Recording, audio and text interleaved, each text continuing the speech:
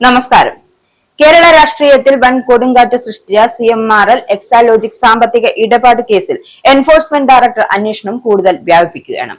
മുൻ മുഖ്യമന്ത്രി പിണറായി വിജയന്റെ മകൾ വീണ വിജയന്റെ IT കമ്പനിയെ കേന്ദ്രീകരിച്ചു തുടങ്ങിയ അന്വേഷണം അവരുടെ ഭർത്താവും മുൻ മന്ത്രിയുമായ PA മുഹമ്മദ് റിയാസിലേക്കും മുൻ മുഖ്യമന്ത്രി പിണറായി വിജയനിലേക്കും നേരിട്ടെത്തുന്നതാണ് സൂചന.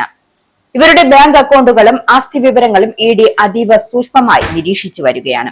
അതിനിടെ പ്രതിമാസപ്പടി ഇടപാടുകളിലെ പൊരുത്തക്കേടുകൾ കൂടുതൽ വ്യക്തത തേടിയാണ് വീണ വിജയനെ ED വീണ്ടും ചോദ്യം ചെയ്തേക്കും. കൊച്ചിയിലെ ഓഫീസിൽ ഹാജരാകാൻ ഇവർക്ക് നോട്ടീസ് നൽകിയിട്ടുണ്ട്.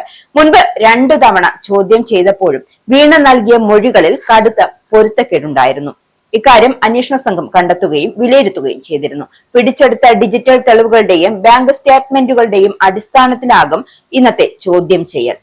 സ്വകാര്യ കരിമണൽ കമ്പനിയായ CMRLന് എക്സാലോജിക്കിൽ നിന്ന് വീണ വിജയന് ലഭിച്ച കോടിക്കണക്കിന് രൂപയുടെ കള്ളപ്പണം മുൻ മന്ത്രി PA മുഹമ്മദ് റിയാസിന്റെ ബാങ്ക് അക്കൗണ്ടുകളിലേക്ക് മാറ്റിയിട്ടുണ്ടോ എന്നാണ് ED പ്രധാനമായി പരിശോധിക്കുന്നത്. ഇതിന്റെ ഭാഗമായി റിയാസിന്റെ കഴിഞ്ഞ ഏതാനും വർഷങ്ങളിലെ സാമ്പത്തിക സ്രോതസ്സുകളും തിരഞ്ഞെടുപ്പ് സത്യവാങ്മൂലത്തിൽ സമർപ്പിച്ച സ്വത്ത് വിവരങ്ങളും തമ്മിൽ ഒത്തുനോക്കുന്ന നടപടികൾ ആരംഭിച്ചിട്ടുണ്ട്.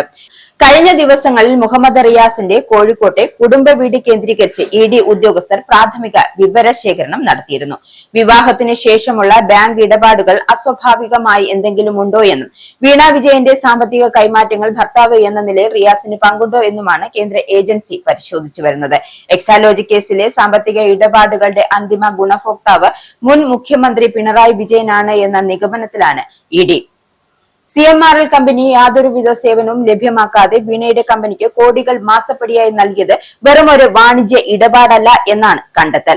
മുൻപ് ഭരണത്തിൽ ഇരുന്നു കൊണ്ട് പിണറായി വിജയൻ CMRL കമ്പനിക്ക് ചെയ്തു നൽകിയ വഴിവിട്ട സഹായങ്ങൾക്കും അഴിമതിക്കും പകരമായി നൽകിയ പ്രത്യുപകാരമാണ് ഈ പണമെന്നാണ് EDയുടെ നിഗമനം.